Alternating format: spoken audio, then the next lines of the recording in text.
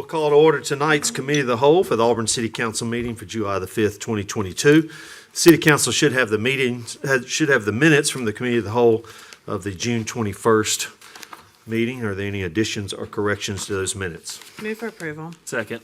We have a motion and a second. All in favor, please say aye. Aye. Any opposed? And the minutes carry forth. Lee County Youth Development Center Board of Directors, Ms. Whitten. Yes, sir. We have one unexpired term begins immediately and ends September 30, 2023. Incumbent Steve Pelham has resigned, and I would like to, A, thank him for his service, and B, nominate Tracy Roberts. Second. Have a motion and a second on the nomination of Tracy Roberts. Are there any other nominations? Okay, any discussion? Certainly, I am thankful also for Steve and your willingness to step in during a unique time in Auburn University's history. As we've talked about before, this position has been held traditionally by the spouse of Auburn University's president. And Laura Cooper, the executive director of the Lee County Youth Development, has valued that opportunity to have the spouse of Auburn University's president be a part of her board, and believe that that linkage to Lee County Youth Development has been important for the work and the service that she provides our community and the communities at large. And so now that Dr. Roberts is officially our university president, I'm certainly excited at the fact that his wife Tracy would like to join this board as well, and I'm certainly will be supporting that tonight. Any other comments? Okay, we have a motion and a second for Ms. Tracy Roberts. All in favor, please say aye. Aye. Any opposed? And that motion carries forward. Questions on tonight's agenda for the city manager? Any questions from the council? Okay, anything for us, city manager? Yes, Mayor, we have one item of other business. Item 11A is a request from J&A Bar Incorporated doing business as El Mariachi Mexican Restaurant for a retail restaurant liquor alcohol beverage license for property located at 2487 East Glen Avenue. So when we get to other business, I'll bring that back up and you have the agenda item on the dais. Sometimes these things come in, and this one came in late Friday. There were some mix-ups that happened with paperwork throughout last week. And I am inclined, when a business is trying to get open, to put it forward on the agenda, which is at the request of the owner, so that they can open and begin selling food and beverages. Okay. All right. Any other questions? All right, so move to adjourn the committee of the whole. So moved. All right, have a motion and a second. The committee of the whole is adjourned, and we will start the regular meeting right at 6 o'clock in a couple minutes.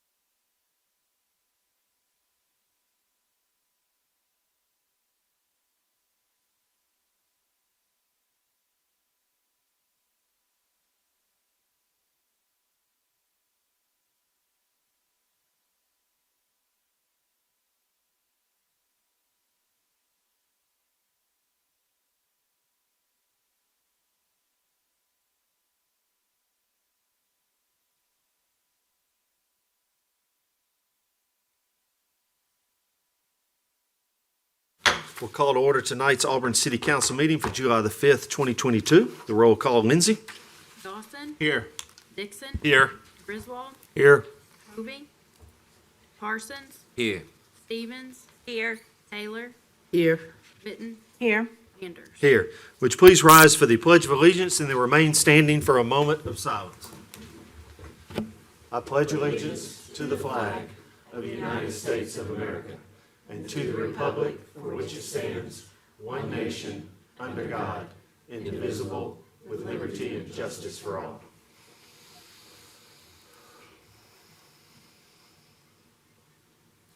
Thank you.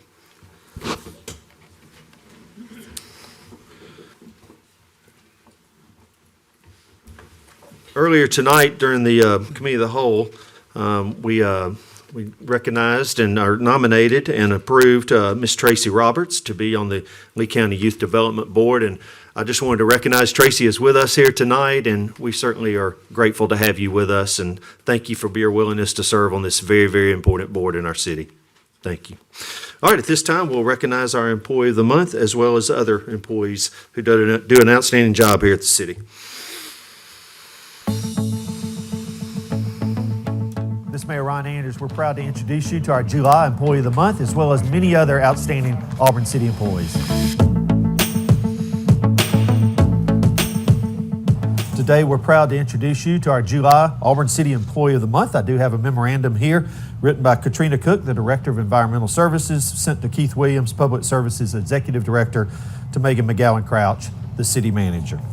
I'm pleased to nominate Kelvin Staples, Solid Waste Collector in the Environmental Services Department's Solid Waste Division, as the Employee of the Month. Kelvin began working with the city in 2004.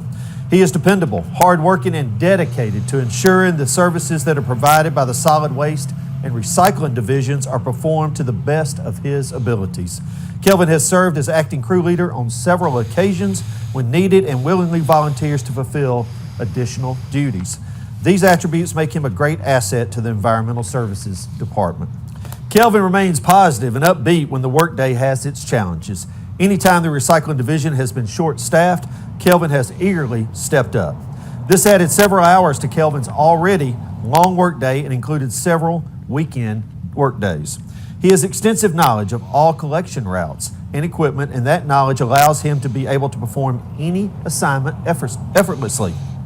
Kelvin arrives early and stays late. He consistently takes on additional responsibilities within the department. Kelvin has several customers write letters of appreciation regarding his professionalism, his courteousness, and his dependable service. Kelvin takes pride in assisting customers with any issues and works with his colleagues in the department to ensure that teamwork and the delivery of quality services are executed consistently. Kelvin's dedication is an inspiration to the city and is apparent with the exceptional service he provides, which makes him worthy of this recognition. Thank you, Kelvin, for your outstanding job. We appreciate it. Yes, sir.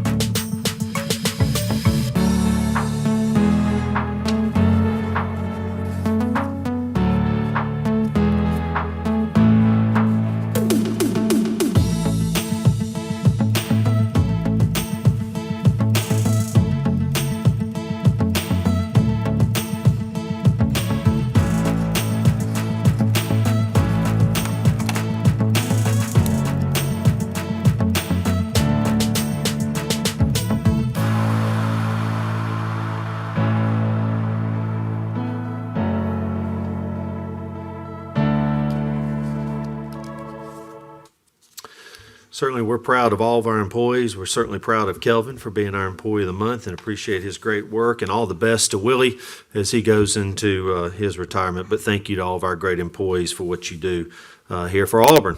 Under Mayor's announcements tonight, I just want to thank all of our departments. I know Parks and Rec had a leadership role in this, but there was a lot of public safety in and around Doug Sanford last night, and I just am grateful for another great fireworks show. There were just thousands of people that were lining up every piece of grass they could find as we approached 9 o'clock last night around Doug Sanford, and it seemed to go well, and the weather held off for us, and it was a beautiful evening that a lot of people enjoyed, not just folks from our community, and I just appreciate all of the effort that goes in with our city staff to make that happen on behalf of our community each year. Lee County's Humane Society is having an open house on July the 17th. The public is welcome. That open house is on Sunday afternoon. If you want to see a great organization that does great work to benefit all of us here in Lee County, and specifically in Auburn, with us being the largest community, we certainly create the largest amount of volume with the Lee County Humane Society. I encourage you to drop by there on a couple of Sundays and see what they've got going on. Ms. Taylor and I were a part of the Habitat celebration of the 71st house dedication a couple of weeks ago, and the Buford family received a house. And again, what a great picture of our community when you get so many people from different places in Auburn that come together to benefit a family through the Habitat program, and just appreciate their board, appreciate Mark Grantham and his leadership, and it was a very, very special day handing the keys off to another family to have a home. Very special. Our local Rotary Club recognized our public safety police officers of the year here recently with a lunch upstairs, and I appreciate our Rotary Club taking their time to recognize those that protect us each and every day. And it was a fun day of lunch upstairs, and great to see our officers recognized, and there were some tours given of this great and wonderful facility. Councilman Hovey, who will soon be called Senator Hovey, is not with us tonight. He's feeling under the weather, but certainly congratulations to Jay, and we will miss him going forward, but Jay will be with us until November. So I've had a number of questions here since was announced recently, but Jay will finish his term out here with the City Council and will be serving the citizens of Ward 7 through the early parts of November. And Jennifer Stevens is with us for the first meeting tonight. Jennifer was sworn in since our last meeting, and we are proud to have you join us here for this time, and proud to have you next to us, and look forward to working with you for the next 4 months. Yep. I'd just like to publicly say thank you to Megan, to you, and everybody for the quickness of onboarding me to be here tonight. So Good. Thank you for that. Well, good. Well, we're proud to have you. We've got a couple of Planning Commission appointments to make at our next meeting. We'll be having interviews next Wednesday on the 13th in the afternoon, and there'll be some information put out. We have 5 applicants seeking 2 of those positions with our Planning Commission. That's all I have. Is there anyone else on the council that has an announcement tonight? I don't have an announcement, but I have a question. Okay, with Jay's role, and he finished up to November, right? So how do we feel that his seat once he's gone? Or we do like we did before, do we appoint? No, ma'am, because the election is proceeding, that'll be up to Councilman Hovey as to if he withdraws from the municipal election, and I haven't had an opportunity to discuss that with him because he is under the weather. So I'll be discussing that with him this week. We were waiting on a final decision, and that'll be up to him. Just curious. Anything else? Any other announcements? Yes, Mr. Mayor. I had an opportunity this week to take a call from a young man, Evan Daly of Boy Scout Troop 371, working on his citizenship and the community merit badge for his Eagle Scout badge. And I answered some questions for him, but he also asked how to get more involved in the community and how to learn more about it. So this is something that's open to everybody, not just the Scouts, obviously, but it's something I took advantage of when I first moved to Auburn, and that's the various academies that the city offers, the Public Safety Academy and the Planning Commission, or the Planning Academy, and those kinds of things. And I just encourage any of you that want to get more involved in the city. It's a wonderful orientation, and it's a lot of fun, too, some of it. But and you get in touch with the folks through our Public Affairs office. Is that correct? That's correct. If you have interest in attending any of those. And since you moved here, we've had a Citizens Academy now that true. Yeah, there's a is third. close to finishing up. I believe they're about to graduate. So thank you for bringing that up. All right, Mr. Parsons? I just wanted to mention the huge loss that this community has recently had with the passing of Lee County Coroner Bill Harris. I had the privilege of working with Bill for many years in my role as a firefighter and a fire inspector for this city. of Opelika, and he will be missed in those public safety circles. He was a terrific figure. He offered a lot of comfort and a lot of professionalism in some very tough moments that have occurred in this city, and he'll be greatly missed. Thank you, Bob. Very appropriate. All right, anyone else? Okay, we'll move ahead with Auburn University communications.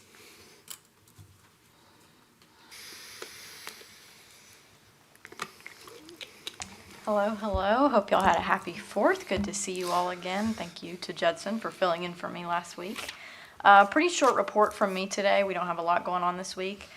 First off, we wanted to say thank you to the city again for another wonderful city breakfast.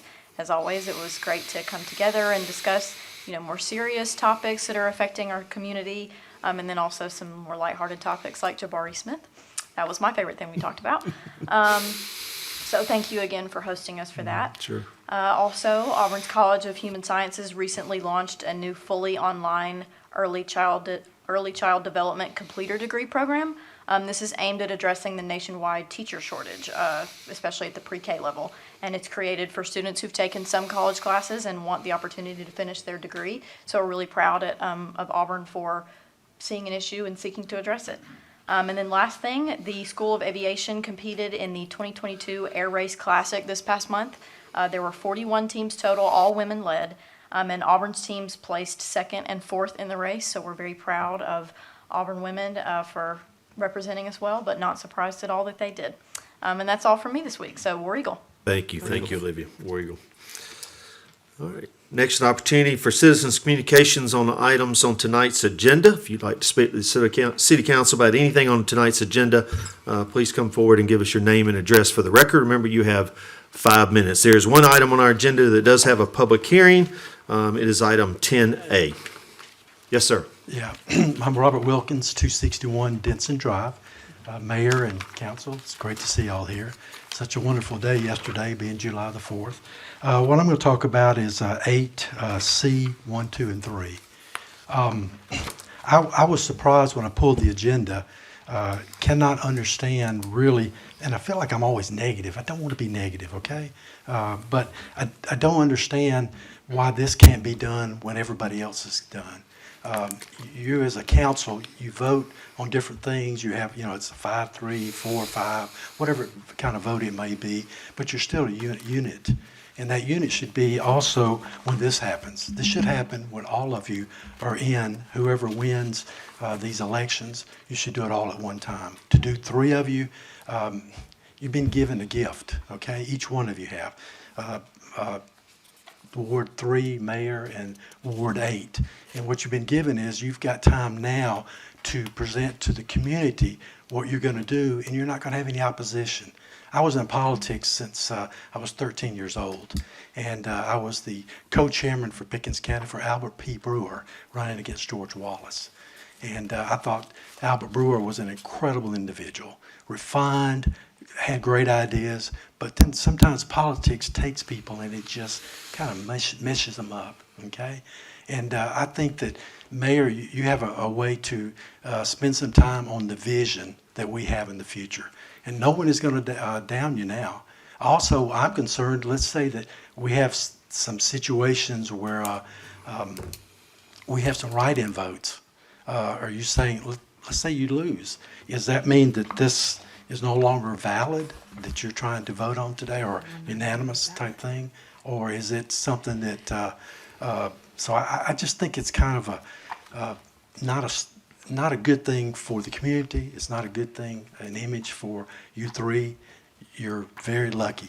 And I would love to see what Ward 3 and Ward 8 has to do in the next months, because they have to finish out their term, and you have to finish out your term, but give us some vision, because we'll hear from the other ones. We want to hear y'all's vision. Okay? Thanks. Sir. Who will be next?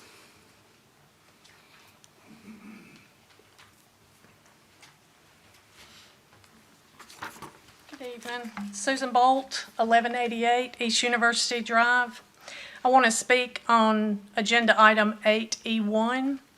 When this item was first brought up on the agenda packet at the April 19th meeting, I wrote with my concerns and spoke to several council members As you will recall, I was concerned that this contract was to hire lobbyists to oppose Senate Bill 44 brought forth by Senator Andrew Jones to phase out occupational taxes, in his words, that are charged to people for the privilege of working.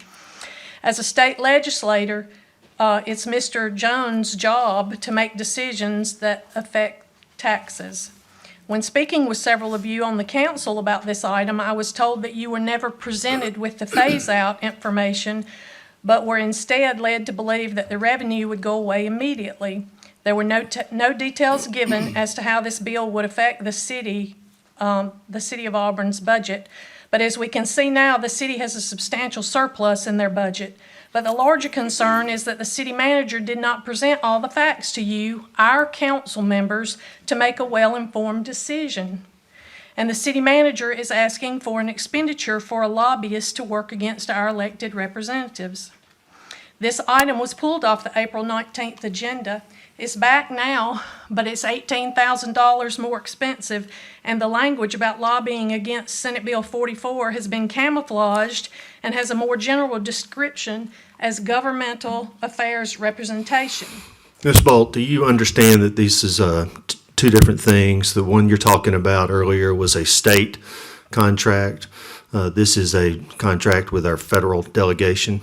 I get it, but it's the same thing. You're still talking about lobbying against. You're still talking about lobbying, but it's two different areas. Okay, but no, Just making it's, sure you it's understand. really not. I totally understand. There's federal and there's state. Okay. I'd like to reclaim my time too. Thank you. The printed argument for this contract is now centered around grants and appropriations desired by the city of Auburn and the success of grants and appropriations acquired with the help of Congressman Mike Rogers. And this is great. This is the way our state and federal representatives are supposed to assist municipalities. We are fortunate in Auburn to have great representatives who love Auburn and who would love to take care of helping the city. We have, of course, Mike Rogers and Tommy Tuberville, Randy Price, Joe Lovern, Tom Watley, and newly elected Jay Hovey. All of these men are cheerleaders for Auburn. By requesting another expenditure to assist in grants and appropriations, it leads one to ask, is the city manager unable to perform her job? It is part of her job to coordinate project requests and work with our elected officials to acquire funding. While speaking to some of our current representatives, they stated that they did not want to work with lobbyists, but would much prefer to work with their local constituents. There should be no reason to have additional non-lawyered lobbyists to help with these acquisitions when personnel is already in place. If this $108,000 contract is executed, will the city of Auburn get rid of $108,000 of employee cost already in place to compensate for this contract? Will they fire someone and replace them with these lobbyists? We do not need a duplication. Auburn citizens have already elected their representatives who are instrumental in this process. Please do not allow this expenditure. Now that this item has reappeared, I have an even larger concern, and I have to ask, did the city manager think that the council members and the citizens are so ignorant as to not notice the word substitutions, price increase, and shift of focus? I find myself being annoyed for you, the city councilors, who are expected to grin and nod and be a part of the deception. So I ask, is the contract about acquiring funding or increasing governmental reach? In the original presentation letter dated April 15th, the following passage seems to lean toward bigger government. The packet information stated, and I quote, "Also in recent years, we've seen an increase in the amount of legislation that would negatively impact city authority." So their goal is to protect their control even when it opposes our elected officials. This is an overreach, and you have the ability to protect Auburn citizens from this overreach. If you look into the bio information of the Bradley Law Firm, you will see that they are a legislative lobbying firm. The two non-lawyer professionals mentioned are not credited with experience in grant writing or that they even concentrate on that aspect. One of the non-lawyer professionals mentioned is a convicted felon, Mike Hubbard's chief of staff. As city council members, you are the brake stop between citizens and governmental overreach. While it is your job as a council member to help facilitate the business of the city, it is imperative that you remember that your allegiance is first to the citizens and not bigger government. Give me some more money and I'll give you some more government. This contract appears to be a government overreach disguised as a request to solicit funding. Please don't be fooled. Control government overreach in Auburn. I'm asking you to not approve that contract. Thank you.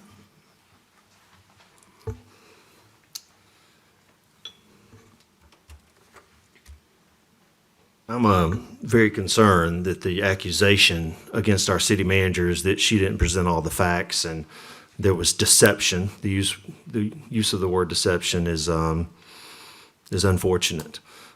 This is a federal government contract that we're looking at tonight. The Bradley Company firm does represent cities, municipalities on federal levels and statewide levels. The one that Ms. Bolt earlier was mentioning was a statewide contract, but this is a federal contract, and it is very different. We employed the Bradley Company recently. By employing them, they were able to deliver over $3 million to the city of Auburn that is being used to facilitate growth and education in our workforce development program. If you spend $100,000 and get over $3 million in return, I believe that's a good investment. There are other opportunities for us right now, including highway signage and some other things that we are currently pursuing in partnership with the Bradley Group for this year. To say that the city manager deceived this council is flat out wrong, and it's reckless, and it's not appropriate. Anyone else like to address the council? Mayor, before we move on, Sure. perhaps we could get the city manager to explain or give her side of this, what we're talking about here. Could we do that when we entertain the agenda item and discussion? Sure. Okay, that'd be I good. just want her to have a chance to answer the That'd be fine. questions. We'll do that. All right, anyone else? Okay, we'll move forward to the city manager's communications. All right, I have none until later. Our first item of business is the consent agenda. Does any council member wish to remove an item from the consent agenda and deal with that item individually? I'd like to pull off 8C. 8C 1, 2, and 3. Yes, apologies. And I would like to pull off 8E1, so we could continue that discussion.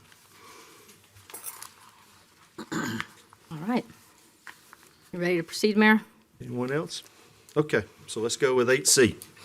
8C1 elects and certifies Ron Anders Jr. as mayor for the term of office that begins on the first Monday of November, 2022. Move for approval. Second. All right, there's a motion and a second. Discussion, we'll go to you, Ms. Whitten.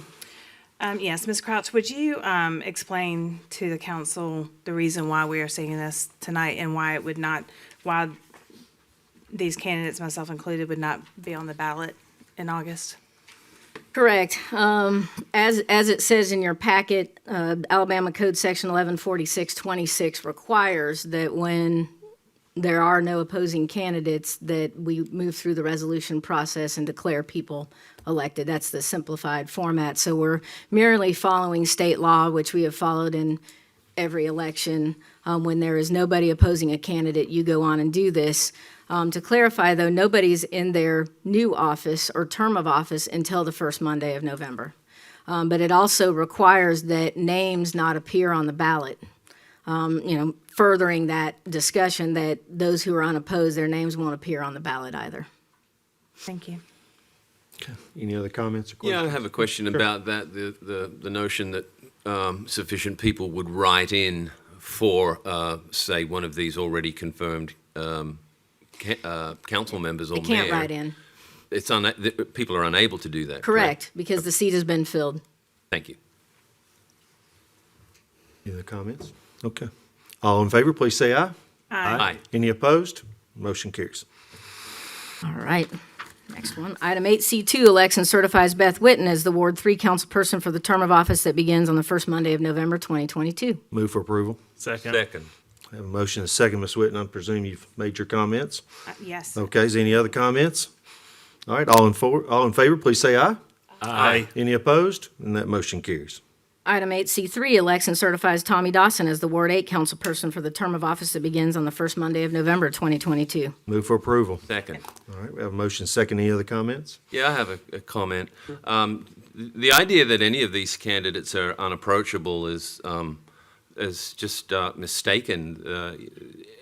You can call any of us at any time and get our opinion on any matter, and all of these candidates, the mayor included, are on board with that, and I encourage anybody, if you have questions about any of us, please give us a call. You can find our phone numbers on our website. Thank you, Bob. Anything else? I'd like to say I'm jealous. Me too. Lindsay, make sure you get that for the record. It's gonna be a hot month coming up, walking those streets, I can tell you that, but, all right. I'm glad I'm Congratulations out. to the three of you. Thank you. Thank you, Kelly. I want to say the same thing. I'm a little jealous too, but hey, it is what it is. But congratulations. Yeah, Thank you. congratulations. Thank y'all. you. Okay. All right, all in favor, please say aye. Aye. Any opposed? And that motion carries. Item 8E1 authorizes a contract with Bradley Arant Bolt Cummings for the continuation of federal governmental affairs representation services. The current contract is slated to be $9,000 a month or $108,000 per year. Move for approval. All right, have a Second. motion and a second. Mr. Griswold, I believe you wanted this to. Yes, I did. Thank you very much. And Mr. Mayor, I fully understand that this is a completely different issue than what we took off of the agenda some time ago, that being representation at the state level and this being a separate representation at the federal level. And I'm also convinced that any accusations against our city manager about how we were misled are unfounded. Having said that, however, I do agree that we have fully capable and fully competent elected staffs, representation at the federal level, and they all have extensive staffs of their own, both at the regional level and in the DC offices and wherever throughout the state. And so I'm in agreement that I don't support this continued contract. I believe we ought to take advantage of the elected officials that we already have in place and that the citizens have placed their trust in. Anyone else? I have a question for the city manager. We know that in the last 12 months, the return on the investment proved to be to our favor.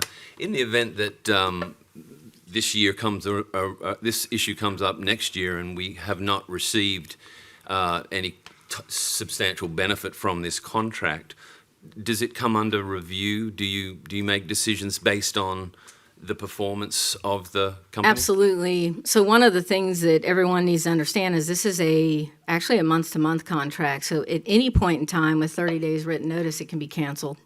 And it was the same agreement last year.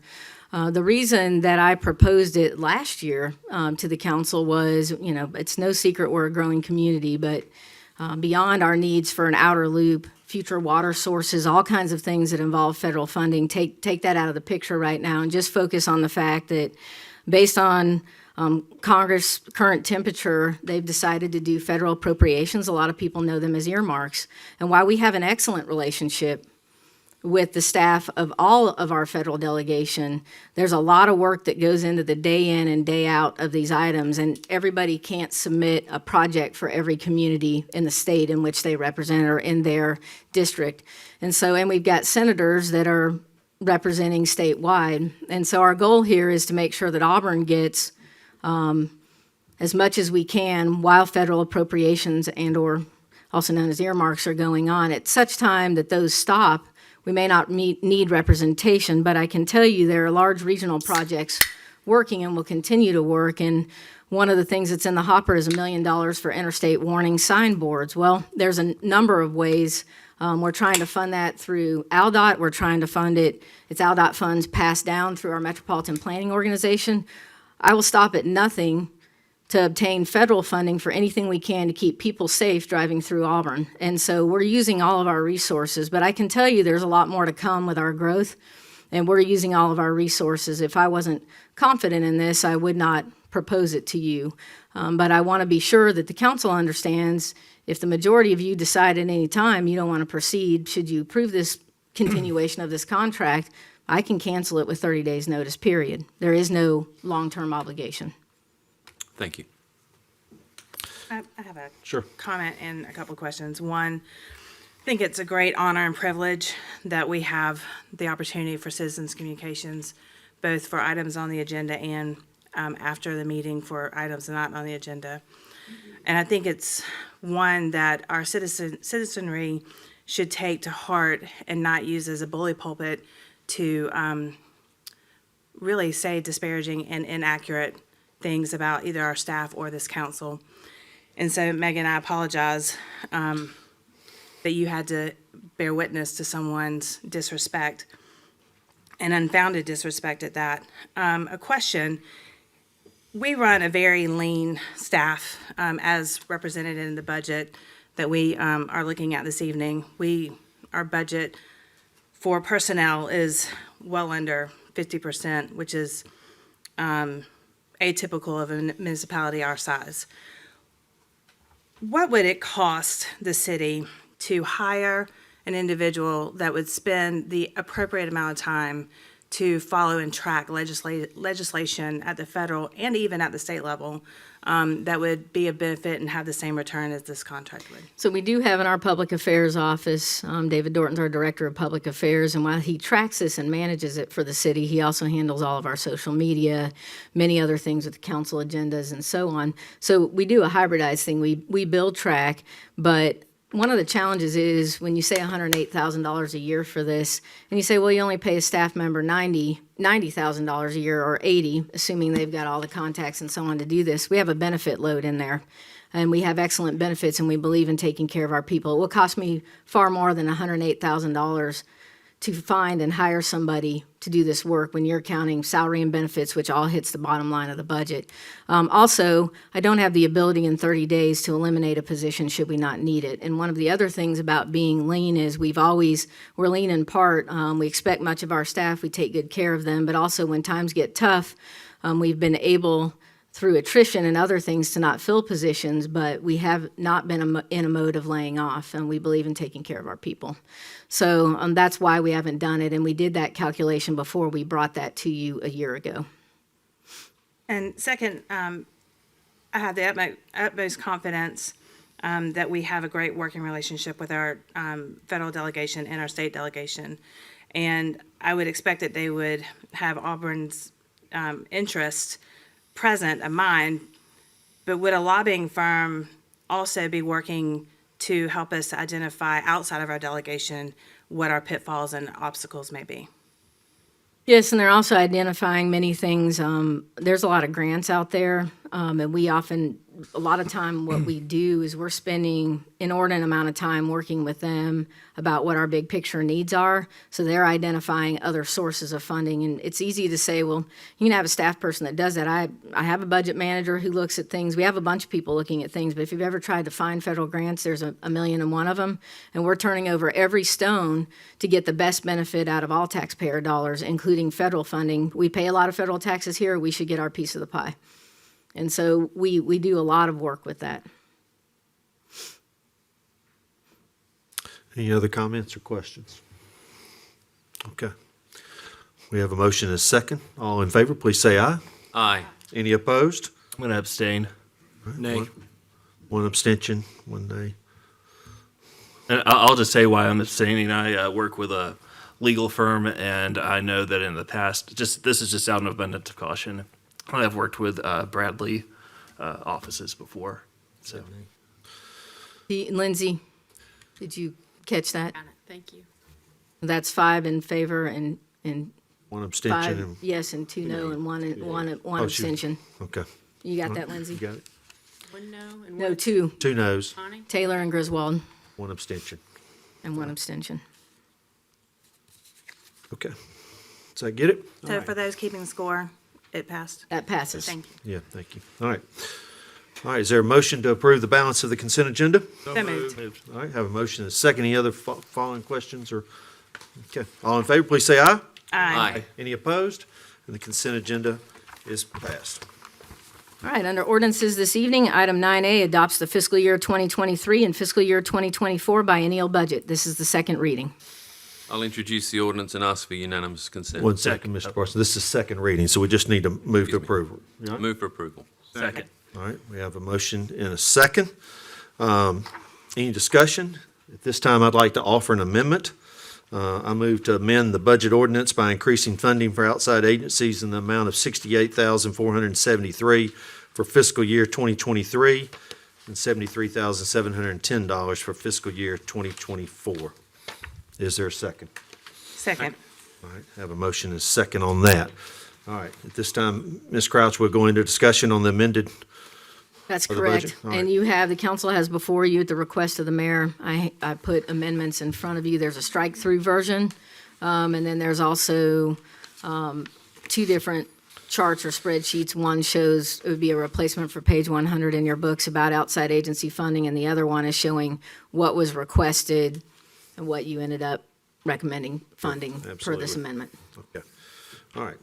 So is there any discussion or questions on that? Just to let our audience know and our public know, as I queried each of the council members to ask them what their thoughts were on outside agencies, they all responded back to me. I got with the city manager and we put together a new request for outside agencies based on the totality of what the council offered in that. So that's what we have here tonight. Okay. All right, any discussion or thoughts? All right, so we go ahead and move with a vote now? Yes? Okay, all right. Lindsay, roll call? Dawson, Yes, ma'am. Dixon, Yes. Griswold, Yes, ma'am. Parsons, Yes. Stevens. Yes. Taylor, Yes. Witten. Yes. And Yes. This time, do we move back to the regular? That's correct. Okay, all right, so we do have a motion and a second on the budget. Is there any discussion on that? I would just like to thank the staff and Megan, your leadership on this budget is the highest budget in city's history, if I'm not mistaken. This is a proud moment for me, that's right. In my first budget, that's right. It's really well thought out, and I think the city should know that you're in great hands, and that, as mentioned before, we do run a very lean shop, and we are very good stewards of the taxpayer dollars. And I just commend you and the staff for your efforts. Thank you. Thank you, Beth, for making those comments. And again, I want to echo what Beth said. Our staff did a beautiful job. Those of you who were not there at our budget hearings, each department head came forward and presented their request and their reasons and as to what their budgets look like and what their departments needed.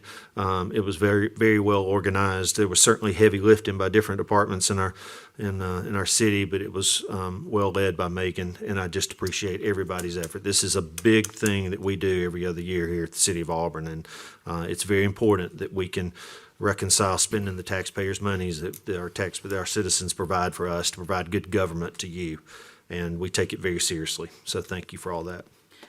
For one point of reference, if I may, Mayor. Sure.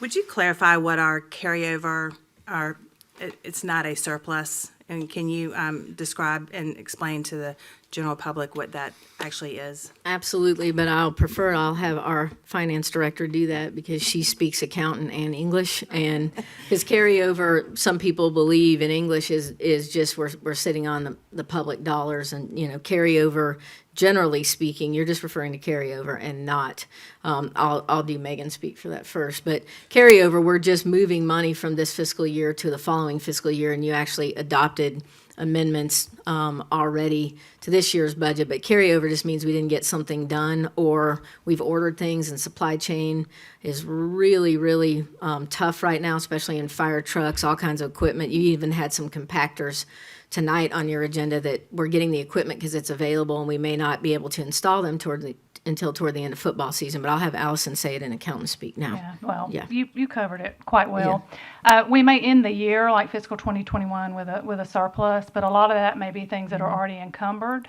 So if you have heard the accounting term encumbered, anytime we contract or you guys approve anything, we have to go ahead and encumber those funds. And if we don't spend them before the end of the year, you're not seeing that come out of fund balance. So the fund balance, although it may be big, we have quite a number of things that will be spent in the next year. And so anytime we do that, we adjust the budget for the next year, and you see that's when you see the fund balance actually come down when we budget for that carryover. And we have an internal goal for our ending fund balance so that we are a solvent community. Absolutely. And would you walk through that, Megan, as to Go what? ahead. Yeah. So the council's adopted goal is 20% of expenditures and other uses. We try to keep it around 25 as a conservative level. And when we're budgeting that, we say a lot that we're not a bank. We're here to use the taxpayer money to fund things for the taxpayers. And so when we're budgeting, we try to meet that fund balance goal of 20 to 25%. And then the fund balance will balloon at times because of capital projects, especially in the current environment, where we're not able to. A lot of people get frustrated, and I'm not referring to Opelika Road, by the way, that's different. They will get frustrated and say, why haven't you moved forward? And, we'll get something designed. We could go out to bid. We might not get anybody to bid on it. The private sector does yeoman's work for us, but at times they're bogged down too. So sometimes we end up, especially in a growing community, with projects that don't proceed in the time in which we'd want. But I expect as the supply chain improves, some of that happens. But we have had, in my entire career at the city, in all 25 years, we've had carryover, we've had fund balance and so on. What I can say without question is I follow the same chain as the 4 city managers that have gone before me, that we're very conservative. And we have rainy day money, but we're not going to sit on the taxpayers' money and with basically no interest. We're going to try to spend and get projects done and provide services while staying lean with our staff. Thank you. Okay, any other questions? All right, we do have a motion and a second to approve the budget. All in favor, please say aye. Aye. Any opposed? We need to do the roll call. Excuse me. Oh, it is. I made a mistake there. We'll do the roll Yep, call on this, just because please. it's an ordinance, yep. Yeah, my bad. Dawson, Yes, ma'am. Dixon, Yes. Griswold, Yes, ma'am. Parsons, Yes. Stevens. Yes. Taylor, Yes. Witten, Yes. Anders. Yes. All right, item 9B authorizes the installation of one stop sign in Piper Glen Phase 1. Unanimous consent is necessary. I'll introduce the ordinance and ask for unanimous consent. Second. Have a motion, seconds. Anyone in the council have a problem moving forward with a vote on this evening? Seeing and hearing none, are there any discussions? Okay, Lindsay with the roll call. Yes. Griswold, Yes, ma'am. Parsons, Yes. Stevens. Yes. Taylor, Yes. Witten, Yes. Dawson, Yes, ma'am. Anders. Yes. All right, moving to resolutions, we have one item under resolutions. Item 10A is a request from John Cowden on behalf of WWS Properties LLC for conditional use approval of a road service use gasoline service station located at the southwest corner of Shelton Mill Road and US Highway 280 in the Comprehensive Development District zoning district. The Planning Commission unanimously recommended approval of this request at its June 9th meeting. This item was postponed from the June 21st meeting at the request of the applicant, and a public hearing is required. Move for approval. Second. Motion and a second. This time we'll open the public hearing. If you'd like to address city council, please come forward and give us your name and address for the record. Seeing no one, we'll close the public hearing. Any discussion or questions from the council? I have a couple, if I may. The in and out of this development is a little bit further down from the driveway across the way. In traversing this area quite a bit, those who are traveling northbound or rather westbound on 280 and make a left-hand turn onto Shelton to try to go into the existing gas station, traffic backs up quite a bit there. Can we walk through what efforts are being made to make sure that the stacking from 280 and or stacking from the south side of Shelton is minimized? I'll have the city engineer respond to that. One of the key things is the other gas station. This proposal is in both Auburn and Opelika city limits. The gas station across the street is in the Opelika city limits. Now, I'll have city engineer Fraser speak to some turn lanes and things that we require. But yes, what you're referring to is that cars waiting to turn left into the existing gas station, there's probably only a 4-car stack or so before you push out into 280, and that's being generous at 4 small cars. So, city engineer Fraser. Yeah, the traffic that comes off of 280, as Ms. Witten mentioned, does back up. I did talk to the city of Opelika's engineer earlier in this process to look at widening this intersection as part of this project, and as well as with the gas station next door to try to alleviate some of that backup. And that's something we'll work through with this developer as we look at the improvements they're required to put on Shelton Mill Road. So that would be a potential, is widening that intersection? Potentially, yes, ma'am. Are you referring to the fact that there would likely be a left turn lane somehow formulated into that gas station, not in our city limits, or a right turn lane Yes. into this one? So this Circle K will be required to construct a northbound left into their development, which will necessitate some widening between their driveway and 280. So my hope is that with some of that widening, we can provide some stacking into the existing gas station on the east side of the intersection. Okay, and then some of the residents who back up to this development shared concerns regarding buffering and lighting. Noise is just a thing, and I don't know how we can mitigate that, but buffering, it's my understanding that the developer has volunteered additional buffering. Can we talk about buffering and what all is being required and Yes, I'll have expected? Mr. Foote, the planning director, go over that. Also understand with lighting, there's a couple of changes that have been made over a long period of time. Lighting has to be recessed into canopies, and we do measure and can measure foot candles, which, another technical term, off-site. We don't allow commercial projects to shine light on adjacent property, only at a very low level. So all of those things can be measured, but it's all in our ordinance. I'll have Mr. Foote address the extra buffering. Sure. You're right. There were several neighbors who did come and talk to the Planning Commission.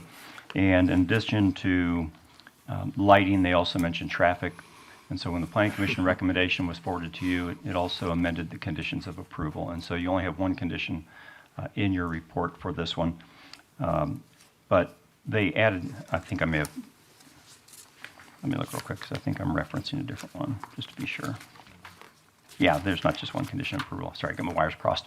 But they did modify condition number 1, which addresses the buffering along the residence. And so they extended the fence down to the detention area to the west, and the landscaping will also extend down to that same point. They talked about putting the fence in the middle of the buffer area so that there could be landscaping on both sides of the fence, which will soften the view from the adjacent residential.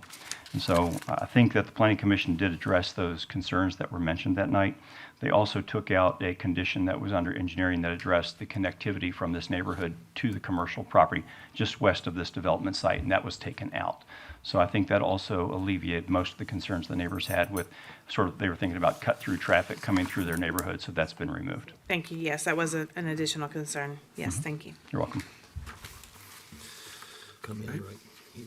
All your questions? Yes. Okay, anyone else have a question or a comment? Yeah, sure. Yes, Mr. Mayor.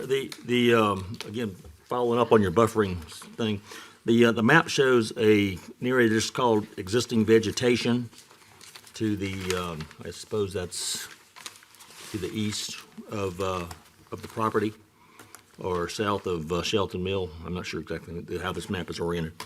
Who owns that existing vegetation swath? This right here? Yeah. Those are some of the property owners. That's their back lot lines. Back lot line. Yeah. Okay, and those are the ones that have expressed concerns, I assume? Right. Okay, all right, and that's been mitigated, sounds like. Okay, my other question was, it mentions that there's a number of diesel pumps as well. This is not to be construed as a truck stop or an overnight stop. Is that an accurate statement? It's not called a truck stop in terms of space to maneuver and so on. I think it would be a little bit tough, and I don't know if the canopy's tall enough. Mr. Foote? Okay, sorry. Yeah, this would not be a truck stop in any way, shape, or form. I think that it's just simply a regular gas station that provides for diesel fuel. When we talked about this in the Planning Commission, I think the most you would have would be passenger vehicles that run on diesel. There could be maybe a step van or something of that nature, but nothing larger than that. Okay, all right, great, thanks. Any other questions or comments from council? Okay, we have a motion and a second. All in favor, please say aye. Aye. Any opposed? Then the motion carries.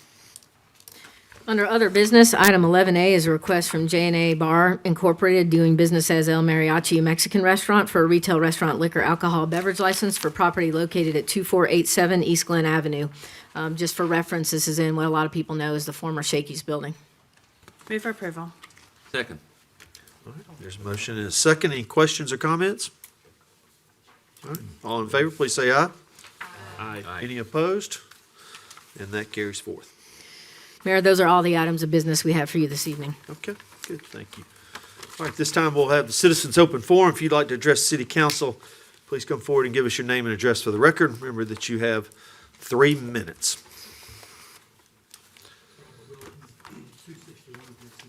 Auburn, Alabama. Didn't do my homework. I appreciate being corrected on that. It's always good to know something. Next time I will do my homework. And also, it is my first mistake after 65 years, so I appreciate y'all doing that too. Good track record. That's it. Today, I wanted to read something that just kind of reemphasizes not the short-term rental, but maybe our rights as short-term rental. But there was a gentleman named Scott D. Welch. He was a direct descendant of 8 Americans who fought in the Revolutionary War and a cousin of Patrick Henry. The Founding Fathers on Liberty and Freedom is his title on the article he wrote. He said, "To hear our Founding Fathers speak of liberty and freedom, you might believe that they had some knowledge and experience with the subject matter. They spoke and wrote openly of their concerns about what it would take to keep liberty strong, how liberty would be taken away, and how freedoms could be lost. When these patriots voiced our over 240 years ago, it is just as valid today as it may have been back then in the 18th and 19th century, if not more so. A simple definition of the word liberty is the state of condition of people who are able to act and speak freely. It includes freedom from restraint or control from almost anything other than illegal or harmful activities. When one looks around today, we do see our freedoms being lessened, while our government has morphed into an uncontrollable behemoth where the political elites do as the pleasure and damn the people. Benjamin Franklin said, they who can give up essential liberties to obtain a little temporary safety deserve neither liberty or safety. John Hancock said, we have all one common cause. Let it be therefore be our only contest. Who shall contribute to the security of the liberties of America? George Washington, if the freedom of speech is taken away from dumb and silence, we may be led like sheep to the slaughter. Our liberty can never, Thomas Jefferson said, our liberty can never be safe but in the hands of the people themselves. Samuel Adams, the liberties of our country, the freedom of our civil Constitution are worth defending against all hazards, and it is our duty to defend them against all attacks. Liberty, Alexander Hammer said, there is certain enthusiasms in liberty that makes human nature rise above itself in acts of bravery and heroism. Patrick Henry said, is life so dear or peace so sweet as to the purchase at the price of chain and slavery? Forbid it, Almighty God. I know what causes others may take, but as for me, give me liberty or give me death. Thank you, Mr. Wilkins. Thank you. Yes, sir.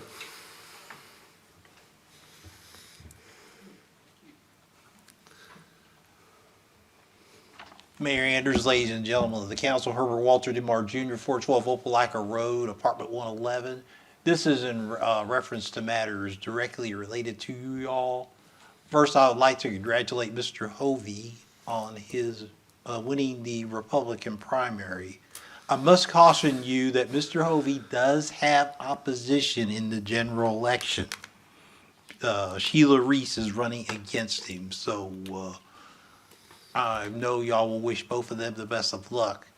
And of course, earlier concerning the Ward 4 interim position, I was approached by a couple of the council members, Mrs. Taylor and Mr. Griswold, about applying for that position. But it was discovered that I live in another ward, presently the ward presently by Kelly Griswold after the redistricting.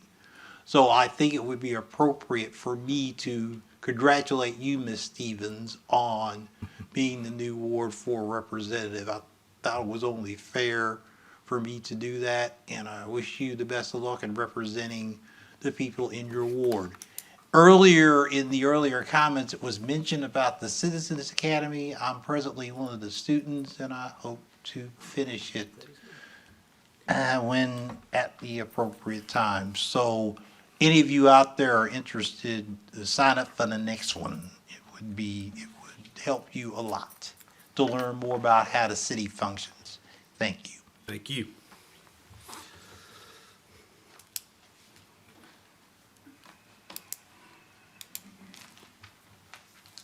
Mayor, Council, councilmen, women, I'm honored to be back before you again. I regret my absenteeism, but due to a worldwide COVID epidemic, I've been out of commission for a while.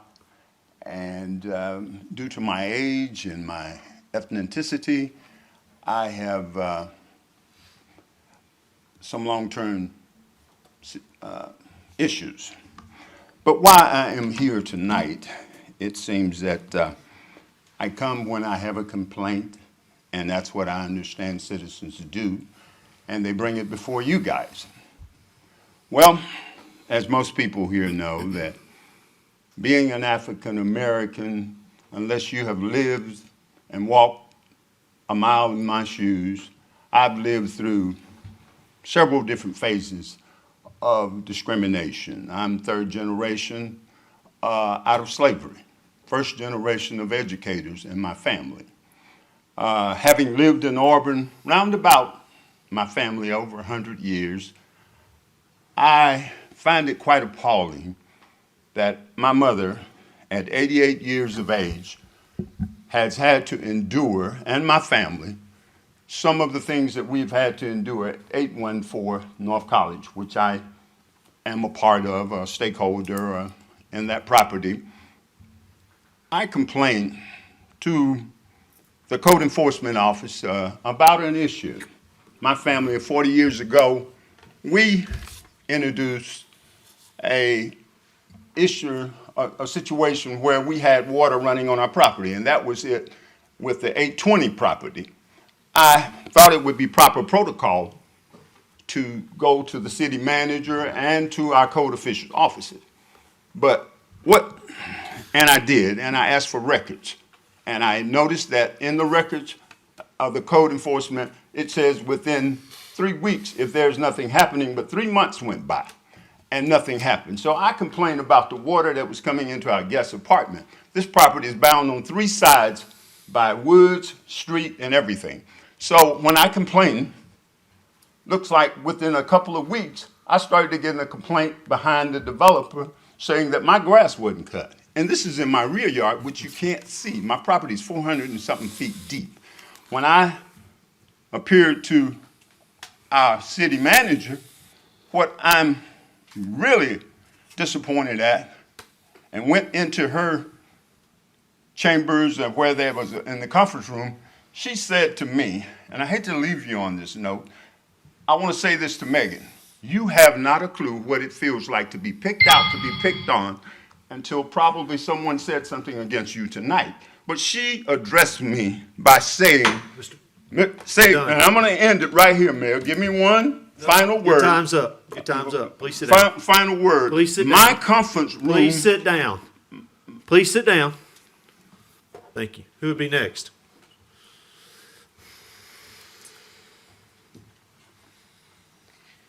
Susan Bolt, 1188 East University Drive. Just for the record, I spoke to not one, not two, but 3 councilmen that gave me the information that they did not get adequate information on what I was talking about. Granted, state, not federal, so I accept that part.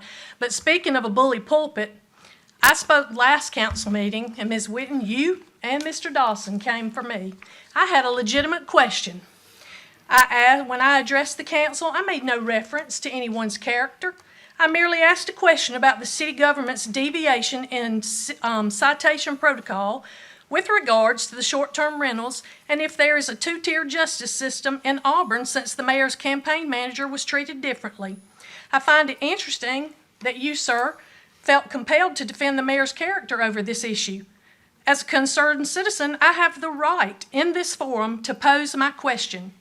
Please note that I have not received an answer to my question about why citation protocol was not followed. Will you commit to getting me an answer on that? It was also stated that people come up here and speak without having any documentation. I had in my presence and stated that I had supporting documents that I have received from the City of Auburn through a public records request. I've brought you a copy tonight so that you can see why I have a concern. Councilman Dawson, you also stated that this is not the time or the place to ask such questions. I disagree. It's my right as a citizen to question actions of this city government. It's your responsibility to answer and get those answers to citizens' questions and not attack citizens presenting them. However, I'm acutely aware that my questions from the podium go unanswered while other questions are addressed. I guess my questions are just too difficult or too uncomfortable to answer. Yet, the Auburn citizens have received no answers about the citation deviation, only crickets. I'd like to make a formal request to have my question entered into the meeting minutes. Why was there a deviation in citation protocol for short-term rentals with regards to the property located at 210 Virginia Avenue that happens to be owned by the mayor's campaign manager? Mr. Dawson, you said that you knew how to investigate things. Perhaps now would be a good time for you to investigate. After all, the short-term rental ordinance and the overreach and misuse of this city government has become your legacy. While I don't speak of anyone's character, I didn't speak of anyone's character at the last meeting, I would very much like to do so tonight. Council Dixon, I would like to thank you publicly for your courageous stand to defend your rights, my rights, and other Auburn citizens' property rights. I know it's not been easy to weather all the evil attacks that have come your way, some even coming from fellow council members who are unwilling to defend their own rights. Your composure while under such attacks is admirable. Ms. Bolt, you're done. While five of Ms. your fellow Bolt, council you're members done. care to Ms. protect Bolt, constitutional you are property done. rights. Thank you. Please be seated. What is this? That's the document. Anyone else? Mayor, wait just a minute. Now, what are you giving me? That's the documentation. Let me just tell you, let me just address you with something, okay? Hold on just one second. Hold on just one second, Chief. Yeah. Anyone else like to address the council? Okay. Citizens' open forum is now closed. Ms. Crouch, can you elaborate on what happens when these Mayor, citations? I would like to say. Sure. I've been- Okay, you go right ahead before we. I don't know why you chose to come here and jump on me tonight, but I'm gonna tell you something.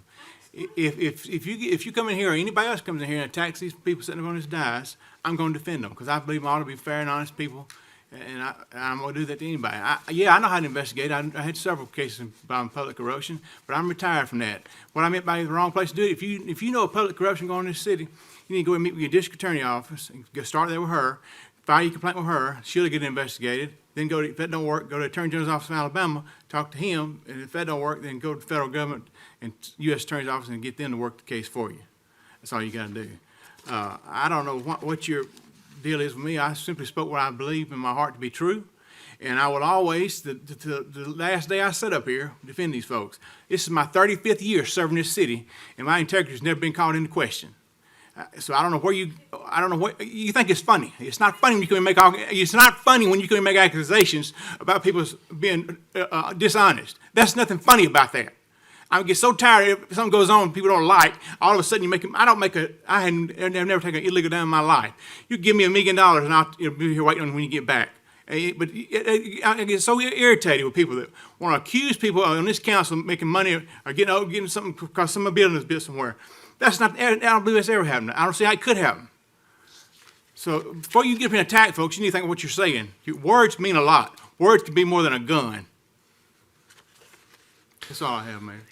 Ms. Crouch, could you go through what happens for a citation and the incident that Ms. Bolt continues to reference here? Let me clarify a few things. First of all, in March, on March 16th, 2021, you passed a short-term rental ordinance. From there, it left the council's hand and it hasn't come back. It's not been back before you. You make policy on behalf of the city. You make laws and you make decisions in the big picture From there forward, it comes to the staff, and it is my role as the CEO, the city manager of the city, along with the city attorney, especially when you're making laws, to be sure that they're implemented. City attorney always reminds me, we can't just pass a law and not implement it. We've got to treat them all the same. So everything having to do with short-term rental ordinance enforcement, other than what any of you have asked me individually or what's been asked during the public record, is the end of it. There's been no other further discussions other than, hey, are we issuing citations, those kinds of things. You've been made aware when you've asked. You're not getting monthly reports from me. That's what falls to us. The same, though, that you don't get monthly reports about other zoning violations or other things. That's what we do. So specifically, Mayor, when things leave your hand, you're the big picture folks. They come to me, and I'm the detail person, and that's what I handle. If you want to know more specifics about how we're enforcing it or why we're going about things a certain way, be happy to address that. The city attorney is here this evening and can address any questions that the council has. But I can tell you with regard to 210 Virginia Avenue, other than receiving a complaint, no one on this council was informed exactly how we were going to enforce that. And we do have some property owners that aren't very cooperative. And so it's up to the city attorney in collaboration with the staff. I don't even sit in those meetings. I'm aware, and people make reports as to how we're going to enforce and go about things, trying to be very fair and equal in how we're administering this ordinance. Mr. Davidson?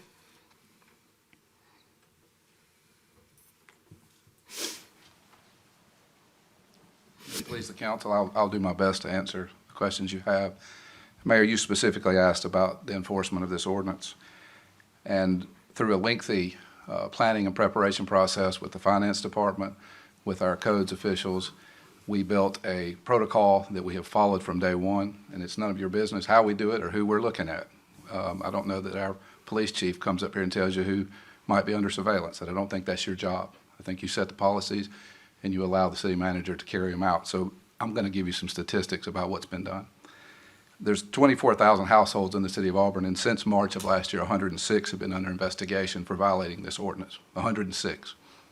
We've monitored the information we have access to through various vendors and sources to see who may or may not be violating the short-term rental ordinance. 71 addresses have been investigated in areas where use of short-term rentals is strictly prohibited.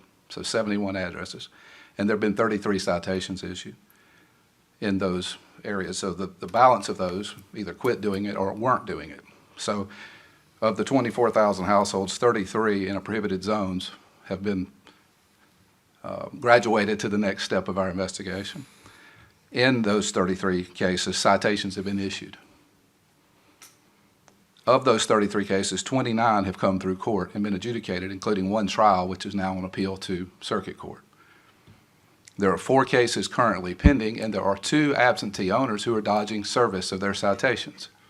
But rest assured, when our staff and our resources allow or catch them in the city of Auburn, they will be cited as well, including possibly someone's been discussed here tonight and maybe one other address in town. But rest assured, if people using those residences under a rental agreement are found to be there and occupying, they will be cited as well until such time as we can cite the owner for known violations. Additionally, there are 35 addresses that we're currently investigating that are addresses in zones where a short-term rental would be allowed, but licenses have not been obtained initially. Since we began the investigation in March of last year, 4 have obtained licenses, 3 have stopped advertising that they're available. There are 28 other citations, 28 other addresses that will move to the next step in our investigative process. Is there any other questions that I might answer for this council? You may have a question from Mr. Davidson. Has anybody on this council been informed with any of the work that you and your staff have been doing? Absolutely not. Quite frankly, it's not any of your business until I'm told to report. Any other questions? All right. Thank you. Okay. Any other questions for the city manager related to this topic? I have a comment, if I may. Please. This is a democracy, and this ordinance, I think its creation reflected democracy at its best, I thought. I thought we conducted public hearings, we got citizens involved, we had staff involved, we had council members involved. I think the public clearly assisted us with the creation of this ordinance. The zoning ordinance of the city most definitely assisted us in finding. It's interesting that you would leave when I get to speak about your complaints. The zoning ordinance is a very standard document that you'll find in municipalities. It lets people know what they can do with their property, and some things you can't do with your property. I can't have a shooting range at my house on Woodfield Drive. I accept those conditions. I can't have a billiard hall or a snack shop. I accept those conditions. And in fact, the majority of neighborhood conservation residents accept those conditions and look for those conditions before they make a purchase. They are seeking a restrictive zone within the city that the city provides for them. The city council, in creating policy for a population of 70,000 people, I think have done a pretty good job, given the unfortunate dissatisfaction with just a couple of people in our city. Just a couple of people in our city are not happy, and I'm sorry that you're not happy. But again, this is a democracy, and the votes are in. We've done the job over a year ago, and we have moved on. Coming to council in public comments and airing your grievance week after week is you're right to do that. It's not going to affect the policy.